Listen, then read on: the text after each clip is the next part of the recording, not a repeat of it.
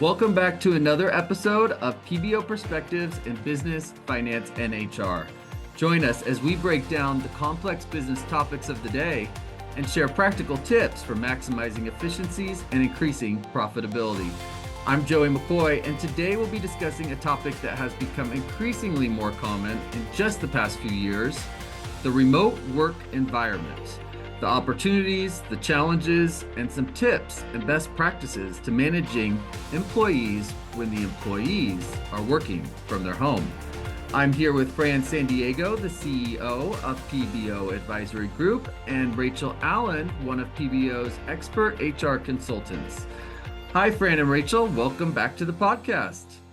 Fran, as the leader in the room, I would like to start with you, and maybe if you kind of want to, because really, PBO has been remote ever since it started. So maybe if you kind of want to tell us some of the benefits of that and how that works.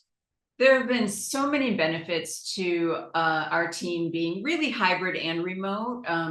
We've been out in clients and we've been working from home. And so one of the most beneficial things that happened for us, particularly when the pandemic hit, is we didn't skip a beat. And that was for a few reasons. One, we had the technology infrastructure in place to be able to support a remote work environment. And so that made it seamless for us to, stay home. Additionally, we were used to the rhythm of being in a work-life balance situation where, you're working from home and there are certain things that are happening at home. And sometimes you need to shift and work on that and then work on your work. So we've had a lot of flexibility in that way. I think the most important thing for anyone, and we've seen this a lot with clients who've shifted from being on site to being into a remote or a hybrid work environment, is that it's almost like you have to ramp your communication up. Can continue to be over communicate, because you have to assume that not everyone has heard the whatever communication you want to have in the locker room, in the lunchroom, at the water cooler, because we're all in our own home offices. So, over communicate, try and be as transparent as possible, and really check in with your folks. I think I know that when the pandemic first hit, one of the things that we did is Mike and I divvied up the teams, and we made sure that we called every single team member a couple times a week. That's nice. So that we just were checking in, because people didn't know what was going on. We were all sequestered, and so it was just a check-in.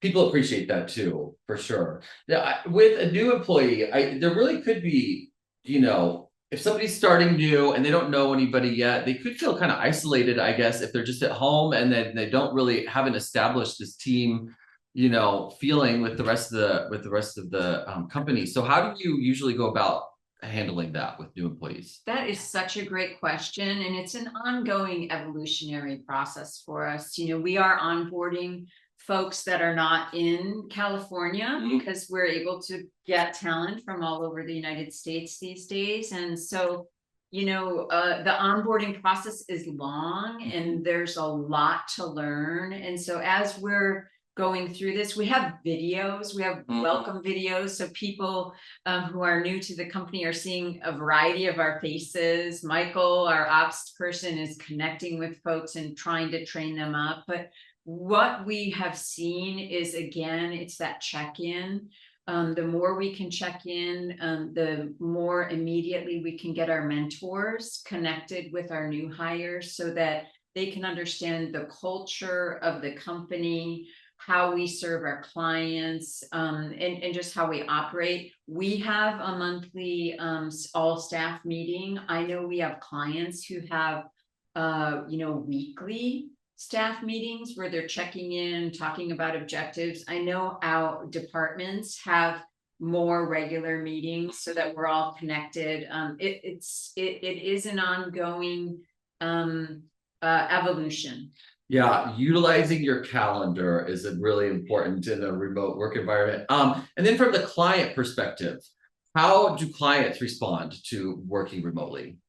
So as a general rule, our clients, depending on where they started, if they had the right technology infrastructure in place, did pretty well. Everyone is on a different path. The technology infrastructure has come a long way. For sure. Teams, Zoom, chat, DMing, all of that. We're all now way more in rhythm and in sync with each other. Management, I think has shifted in terms of how we look at managing our workforce and being clear about timelines, milestones, deliverables. It's not about where you're doing that or when you're doing that, but that you're getting it done when it needs to be done. And there's lots of softwares that you can put in place to help collaborate as a team, and have checklists going to help manage projects.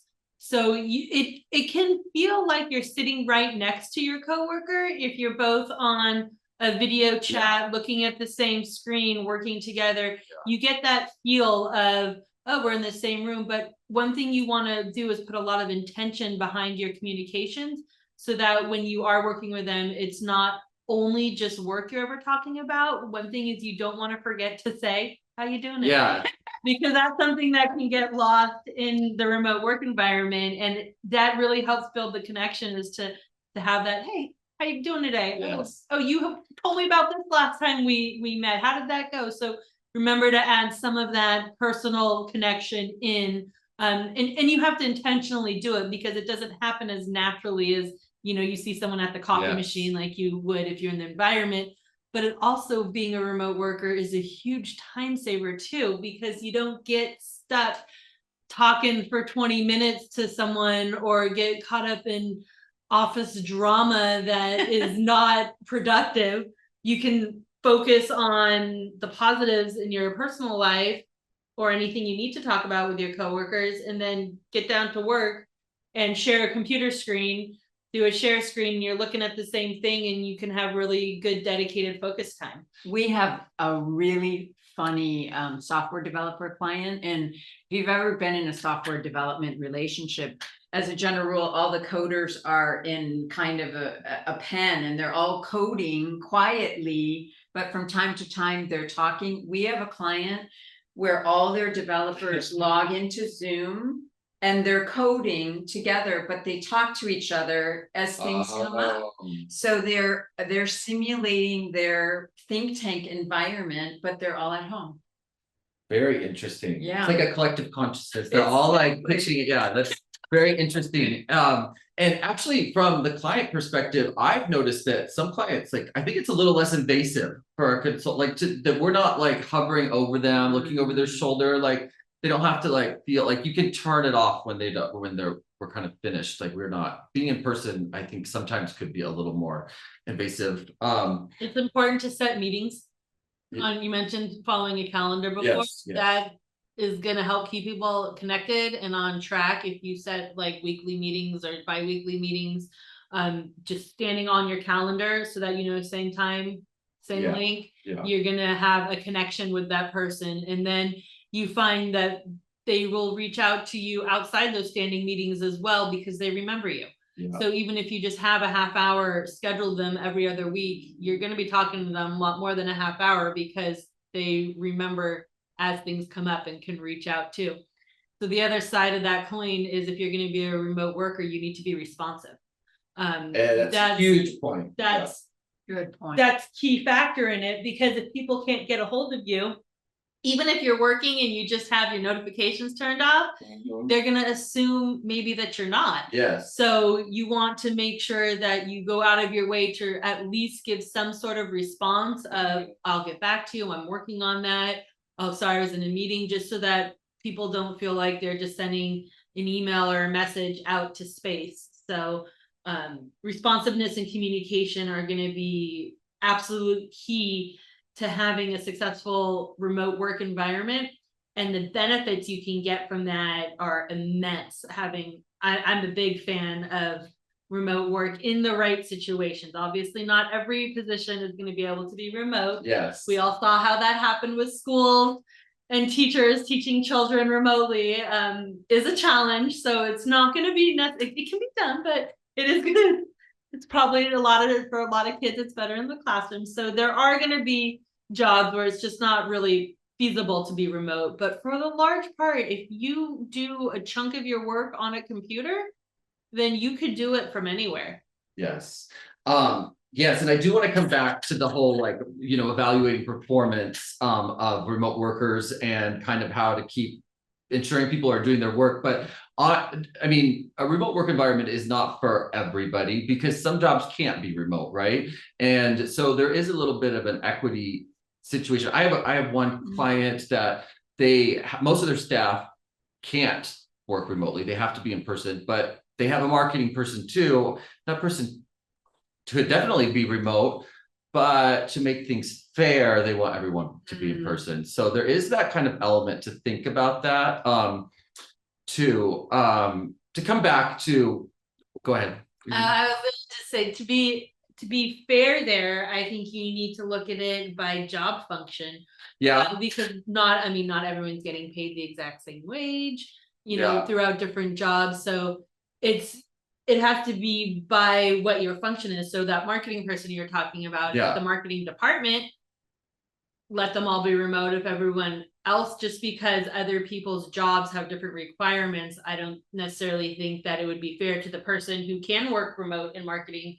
And it's going to be hard to retain someone who, for example, works in marketing, wants to be working remote just because other positions who have completely different functions than them are required to be in person because of the function of the job.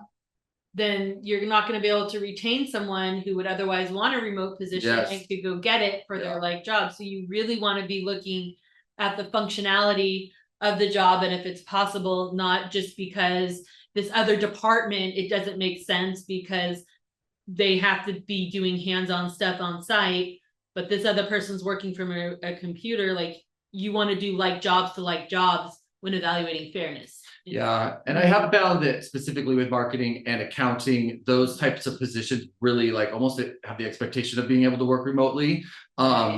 Is what my experience has been. But with that, it made me think about, is it better to have someone classified as like they're fully remote or they're fully in person? If there's that in between phase where they can show up when they want and then they can work from home when they want, does that send the wrong message, or how would you? I don't recommend let them just as they want willy-nilly. Hybrid is fine, but I do recommend a schedule. Like, your hybrid, you work from home or remote Monday and Friday, and Tuesday, Wednesday, Thursday you're expected in the office. You want to have those expectations clear. Consistency is really important, and that's going to be what's going to make it fair. So I do think that if you're going to be a hybrid environment, a written out schedule, that of course if a doctor appointment comes up or something needs to be changed, it's just discussed beforehand, but you have a standard schedule of what the expectation is.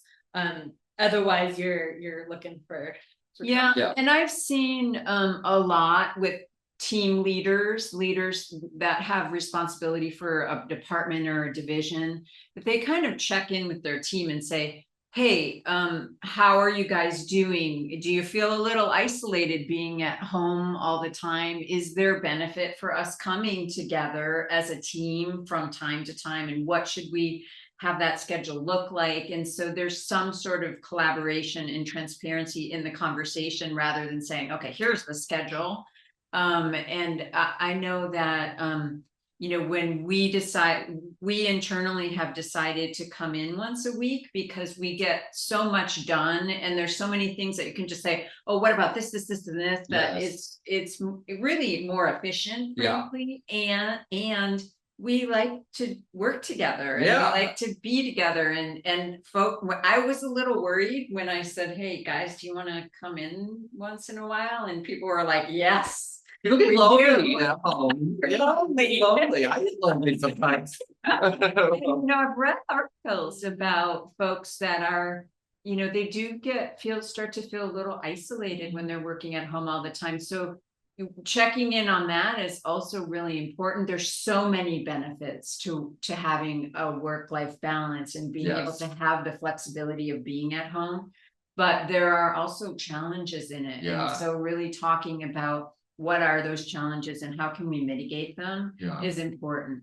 Yeah, speaking of challenges, so one of, I think, a lot of companies' apprehension about doing a remote work environment is how do you ensure that your employees are working and getting the job done?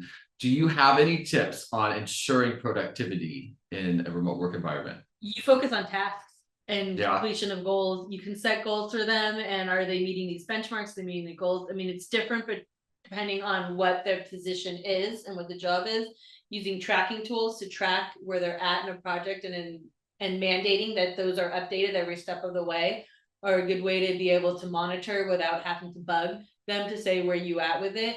Having regular check-in meetings to talk about the progress of where they're at on a specific task or project. And really it's the concept of looking at what have they completed, have they met the expectations and produced the deliverables that were required of them. Yeah, I'm a big fan of empowering your folks to do what they need to do. They know when to do it, and if they're not meeting their deliverables, then there's a different conversation to have. There was just a news article this week where there were some Fortune 500 companies that were doing keyboard tracking of all their remote employees. Really? And apparently, you know, with necessity comes invention, and so folks had developed programs to simulate. Wow. And those companies had done a forensic accounting and figured it out, and a lot of folks lost their jobs. Wow. So to me, you know, if their jobs were getting done and their milestones were being met and they could do those in a quicker amount of time, then good for them. Yeah, so everybody knows on like Teams and, you know, Zoom, there is like that green light that says, like, there's that green dot that says you're available, you're working, you're on your computer, and then there's like a red dot that's busy, and then it obviously there's, you know, it's there's no dot if, like, you know, it's white, if clear, if you're not online. I think what happens is a lot of managers will see this person's not online, right? And then they'll see a lot of the days this person's not online, like when I'm online, like why is that? Now, how do you handle something like that? Like what if there is an employee that's meeting their deliverables, they're an hourly employee, but you never see them online? Well, you have to realize that one, I hate those dots. You hate those dots? You're right. Yeah, you can change the color of the dot. You do. I saw it this morning. Well, a lot of times I'll see mine says that it's like red, like I'm not working, and I'm like, well, I'm. No, that means you're busy. Red's busy. Oh, I understand The red's like green, it says. Oh yeah, your calendar is full. So I mean, sometimes people just aren't logged into that app and that team. Yeah. So you could reach out and call them, and do they answer? And Mhm. having calendars that are accessible just to see if people are busy or not is really helpful. Send them a Teams message, see how quickly they respond. That's, I think, a good idea. Yeah. It's really about setting the culture of what is expected of your employees. Like, you tell them, I expect you to be available between 8 and 5. If I message you and you're not in a meeting, I expect that you're going to be responding to me timely, Right. quickly. And if they're not responding to you, you pick up the phone and call them. There are ways. Expectations that you can set. Yeah. Set the expectations, follow through on them, and then that's going to create what the. Because even with a salaried employee, you can set expectations on when they're supposed to Absolutely. work. Yeah. And we have become so dependent on our apps and our DMs and our teams, and there's nothing like picking up the phone from time to time and just checking in with someone, or like if you need something immediately, sometimes it's just faster and easier. Yeah. And now, speaking of the apps, what are you all? Teams, Zoom, what do you prefer? I like both Teams and Zoom. I know Google Meet is another one. I'm not as fond of that one. Never used that. Just because it's not as used as often, but there are so many options out there, but for me, Teams and Zoom are the ones that I use the most. I use all three: Teams, Zoom, Google. Really depends on the client and or the vendor and what they're using. I'll show up however way they want me to show up. But even the intranet in our company intranet and having all that information at our disposal now has made it so much easier to just check things. Text, phone, we are pretty connected now. And so there is some self management that we need to do to make sure that we take care of ourselves and decide when we're going to kind of unplug. But other than that, really all of the tools. Whatever happened to Skype? Is Skype around still? I never hear of that one anymore. I used to use that all the time. But Pre-pandemic. Zoom kind of took over. Yeah. I think Skype. After the old pandemic, I haven't heard of anyone using that anymore. And WhatsApp, like if you do international, a lot of folks use WhatsApp and Viber. So Yeah. we've got some international clients, so they're using other tools than we are. So And these apps are free, by the way. A lot of people think I don't want to pay for this as like a company, but they're free, right? So I mean, you can upgrade to pay if you need, functionality that's like more advanced, but it's free. Well, like Zoom, you get, I think it's their half hour, 45 minutes. There's certain limitations. Yeah. Limitations. You may need to pay a fee if you're gonna really be dedicated to using it. But it's not an expensive fee. Yeah. Okay, so actually, speaking of that, one thing that I think is great, and Rachel and her team have been really great at coaching us on that, because the CPAs and finance people, we don't really like to be on camera. It's not our favorite. oh my gosh, that's just what I was going to bring this topic up. And the HR team has been like, okay, well, you guys, can you turn your cameras on? Because then we know, we can look in your eyes, at least see that you're present with us, and that you're engaged, and that you're showing up in the same way you would if you were. Don't look disheveled. And it's a great way for us, just to have cues from each other that our coworkers are doing okay, and that they're in a good space. And as managers, that's part of our role, is to making sure that our team members are healthy in all ways, and checking in if they're not. One thing you want to make sure of when you're having meetings, and if one person is virtual and everybody else is in person, that is where it's going to be really challenging, and you're going to lose a lot. I think that is problematic. That's the point. I always recommend if one person is virtual, everybody is, because then you're looking at, like Brady Bunch style, all the tiles on the screen, and you can see everybody's faces, and it gives a very different meaning.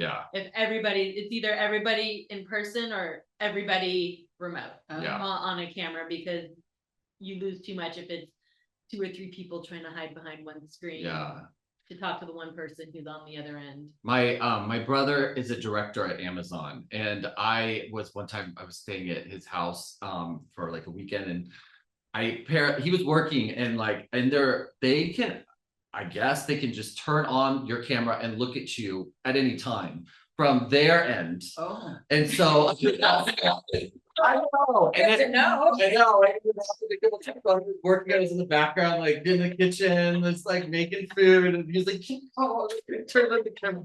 I just thought we don't recommend that, because that is not, you don't want to be invasive, but I do think it is good just to have the camera on every once in a while, just to make sure that people are, presentable, especially if they're dealing with clients, right? So we have, that's interesting, Rachel, because we have like one of those eye cameras. So sometimes we'll have meetings in a conference room, and you can see the whole room. And so the folks that are up on the screen, they're like sitting at a chair with us almost. It feels like that to us, but it may not feel like that, on the recipient end. That's probably better than everyone sitting behind one laptop. It definitely is better, but I do think it still probably loses something for the person that is the remote person, just because they're not on the same playing field as the others in the meeting. So it's not as equal, but if it's easier to see, if you have that big screen, it still can be done. It's not like don't do it at all, but it's just something to be aware of, that the one person that's remote is going to be missing something that everybody else who is together is getting. For sure. I mean, we communicate not only verbally, but physically and Totally, with body language. body Yeah. language and energy, all of that. So if you're not physically in the room, of course you would miss something. So there is a cost savings in multiple ways with remote work. Obviously, the employee doesn't have to spend money to get transportation to get to work. They're not, using gasoline as much as they would. But Fran, can you kind of talk to me about, is there any cost savings for the company? Like, what is that? What have you seen there? Yeah, it really depends on the company. Yeah. But a lot of companies don't need an office space. That's true. true. So you cut out a significant real estate rent expense. You replace some of that expense with other things such as home office stipends and more sophisticated electronics and that sort of thing. But the cost to the employee in terms of time, commute time, imagine how much time we've all saved in commute. Totally. And the health benefits of that for our folks. Plus there's food and coffee and all those little things add up, cleaning expenses, janitorial. So there are lots of expenses you can cut out or supplement. If I were a CEO that decided, okay, I don't want to have any sort of office expense, I would suspect that I would want to allocate some of those dollars towards in-person events or retreats where we could build culture and still have connectivity with ourselves. We did a remote Jeopardy game with all of our folks, which was fun, so coming up with creative and innovative ways. We did a beer tasting remotely. So, ways that we can get together as a group to build culture and divest those dollars elsewhere. So the commercial real estate, that business, like that industry has definitely kind of tanked. Just saving money, I think, on the rent and not having to buy such a big office space is probably very beneficial. But there is one topic that I wanted to bring up that you mentioned is the home stipend. So this is one of the big hot button issues that I always get asked is about we call it a home technology stipend, but people don't really understand that if you're going to have people work remotely, there's not only a cell phone reimbursement, there's an internet reimbursement too in the state of California. Rachel, do you want to kind of provide some context behind that? I know you know a lot about this topic. Yes. How much usually do you recommend for a stipend? If we're not including a computer, then no less than $50 for cell phone and internet. Okay, that's what I think that's best practice too. Yeah, that would be the minimum, as long as you're also providing them with a computer or any other office equipment that they would need at home. And you can set budgets up for office equipment at home, or you can have them go through an internal person who will purchase an approved list. So it's not like you have to get them whatever it is that they want, but you do still have to get them what you would need to get them if they were in the office. So if you have a stipend for technology, if it's $50, then if somebody was only using their phone and not the internet, which seems unlikely, but if that was the case, then it would be like 25 for each of those elements. I think that's a fair amount of number. Yeah.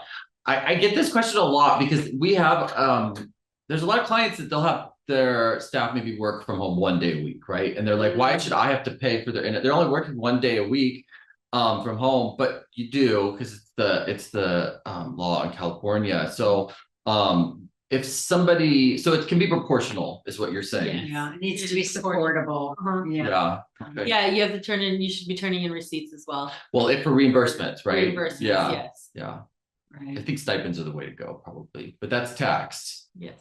Yeah. Reimbursements are not taxed. Yeah. So. We've had a lot of conversations about this topic. It pays the tax on the stipend versus an expense reimbursement. Yeah. Yes. Yeah. Well, they could do it that the company pays the tax. They could gross it up. But Gotcha. I think they probably, I don't know. Some places won't want to do that. I mean, that increases the expense. Yeah, that increases the expense. So. And we forget, people are in a variety of different living situations. So, some of us have home offices, some of us are working on our kitchen tables, some people are working on their, they still live with their parents and they're working in their bedrooms. So there's so many different environments that folks are working in. So sometimes we have to provide, chair and desk to be ergonomic. Our workers' comp brokers, they ask if our folks are working remotely, because technically if someone gets hurt at their desk at home, we're subject to a workers' comp claim, which is tricky. It's very tricky business. Very tricky. Another thing that's tricky that I get asked a lot, going back to the stipends and reimbursements, if you have an employee, they're working in person, but sometimes when they're home, they may get texts from their boss about their schedule. They may be checking things on their phone related to, different systems. What would you recommend for that?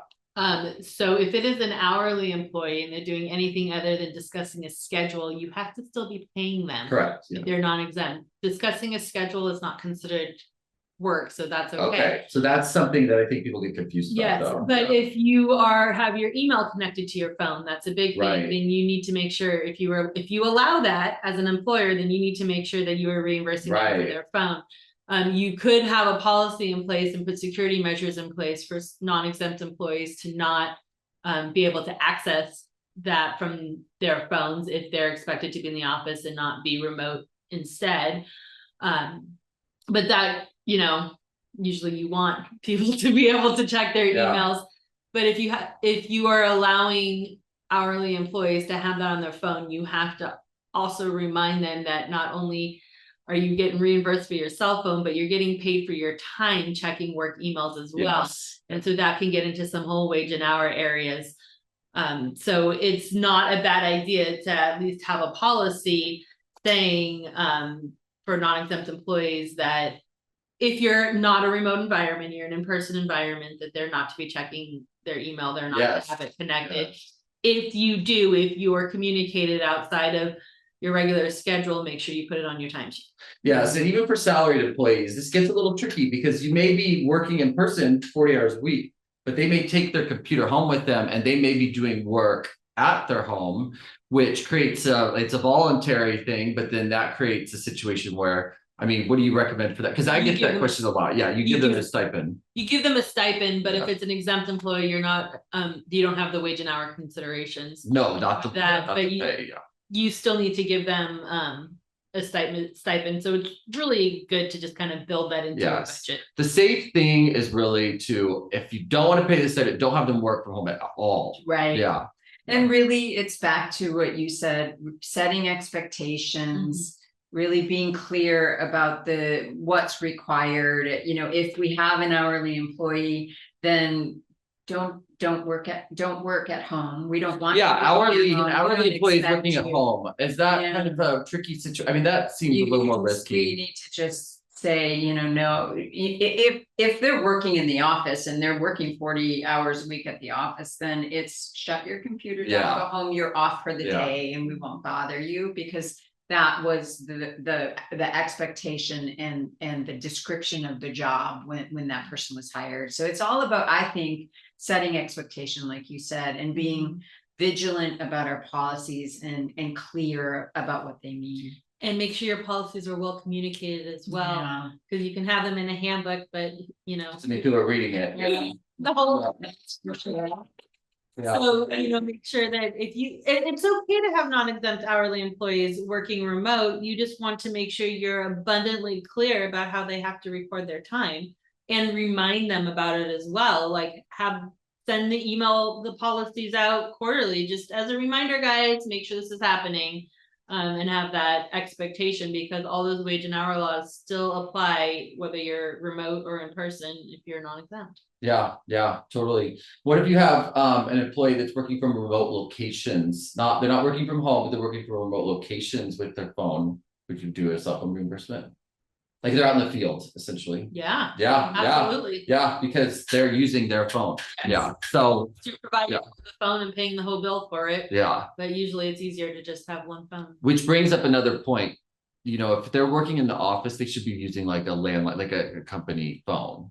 Yeah. So lots to think about with that. That's like one of the main, I get questions about that all the time. All the time. And there's so much cyber and other going on that we also have to be educating our folks that are remote, that, you know, check, verify, trust and verify, because we're getting Yes. texts and phone calls and emails and things from folks. And because we're all remote, it is important to confirm information, particularly anything having to do with payroll, money, those sorts of things. Yeah, security is huge in the Huge. remote Yes. Huge. We could talk for days. Yeah, that's a long hour. That's next week, maybe. One last thing before I let you all go. I did kind of want to talk about, because I do get this question a lot too, and people don't usually think about this. When you have remote workers in different states, there is the requirement of registering with that state for tax purposes. Do you all want to speak to that? Because that's something that people don't think about, but a lot of companies are having policies for Yeah, that so as lately. soon as you have a remote worker that is physically located in not your home state, you have to register with the state. You do that once, and then you're all set up, but you have to be aware of the employment laws that are particular to the different states, because it's not, you need to follow the laws for the state in which the employee is physically working, not the state where the parent company is. So that there's going to be a lot of things different, especially once you go outside of California, when you're looking at, you know, final paychecks, even onboarding requirements, different notices that are required to give employees, different sick Different leave, taxes. different taxes, different requirements for harassment prevention training. There's so many different requirements, so you would have to check that particular state, and not only the state, but the city as well. Yes. Just like in California, San Francisco has some really different and clear employee friendly regulations. Other states and cities within those states have ones that are different as well. So you have to check by zip code almost. And you always go by what favors the employee. So Right. whether it's the city. Well, in addition to that, so depending on where your corporation is domiciled. So for us, for instance, we're domiciled in California. California has tax nexus rules with every state in the country. So if we have an employee, for instance, working in Virginia, we may need to file a Virginia income tax. That's what I was originally. And, you know, and also other taxes, not just the payroll side, but there are a variety of impacts that it has on the business in terms of local taxes and state taxes, that may be a benefit or a detriment to your business, depending. And so you need to also tell your CPA, as you're moving into all of these other areas where you have employees, how those employees are generating income, if they're generating income for your business there. If you have sales folks that have territories, that impacts your tax, the tax implications. So there's a lot to it. Yeah, that is also a whole nother topic, but it is something to think about. Like, okay, I had an employee move to Oregon. I need to, you know, register with the state there. You also need to notify your workers' comp carrier.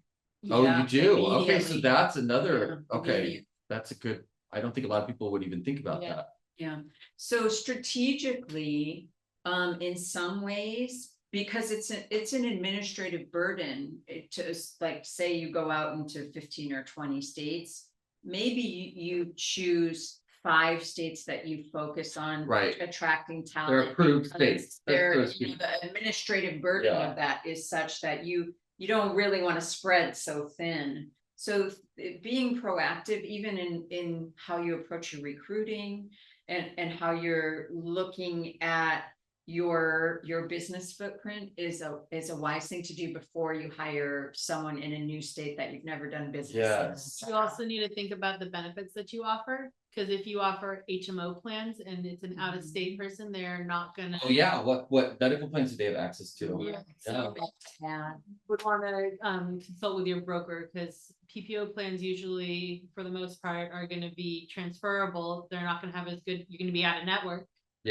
So you'd want to work with your broker to get some small plans set up. in the different states as well. What are the consequences of, like, let's say a company had an employee move to Florida, what are the, or like, let's say actually Washington State, something that's a little more tax heavy, what are the consequences for not registering in that state? And I mean, how does that even work from a accounting They'll perspective? find you. They'll find They you. will find you because your employee is paying taxes, and so you'll generally get a notice from the state that says, hey, you're not registered to do business in this state, and hey, we don't have an income tax for you. Or so once you're on the radar, then you have to, if you haven't gone through the steps to adequately register in that state to do business, etc., they will find you, and then you'll have to correct it. And that seems like a nightmare to correct, I would It's think. not fun. No. Fees and penalties. Yeah, that seems awful, and Yeah. then it might affect the employee too, and they're gonna be unhappy as well, so. Anything else you all want to add about this topic? I think there's so many variables here, but a lot of good info. There's so much more we can add, but I think that is getting it on time. Yeah, and you know what is great about this topic is we probably will revisit it because we learn so much all the time from each other. Yeah.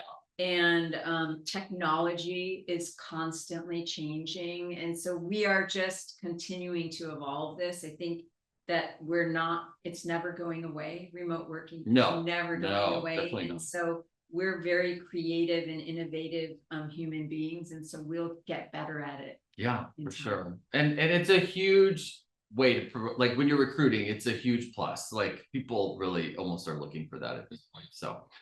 Well, that's all the time we have for today. Very interesting conversation about remote work. Thank you, Fran and Rachel, for joining us today. Appreciate your time. And now for our PBO tip of the week. Whenever an employee experiences the death of a loved one, it's never an easy situation to navigate. Employers in California have been required for almost 2 years now to provide employees with at least 5 days of time off in the event of a death of a family member. But at the start of this year, California became the second state in the nation to enact a new law that goes beyond regular bereavement leave. This law gives employees time off for any type of reproductive loss as well, which includes a miscarriage, a stillbirth, a failed surrogacy, a failed adoption, or unsuccessful assisted reproduction, such as IVF. Illinois enacted a similar law last year, and more states are expected to follow, as was the case with the law requiring bereavement leave. The leave requires employers to provide up to 5 days of time off to an employee who has the tragic experience of a reproductive loss. And this is separate from any time off that they get per year for bereavement leave. From a company culture perspective, it's of course the right thing to do to have compassion for an employee who's grieving and give them some time off. But now employers will need to look at it from a compliance perspective as well. Make sure this is included in your employee handbook and ensure your managers and supervisors are aware of it so they know how to respond to an employee if an unfortunate event happens to occur and you approve the time off. And it's important to know, unlike bereavement leave, with the reproductive loss leave, the employee is not required to provide any documentation proving their leave is necessary. I would like to thank our guests again, Fran and Rachel, for the great discussion about managing employees in a remote work environment. For more information about PBO Advisory Group, please visit our website at pboadvisory.com. We're also on LinkedIn, and you can follow us on Facebook and Instagram at PBO Advisory Group. Be sure to subscribe and join us again next time as we continue to explore more ways businesses can drive success.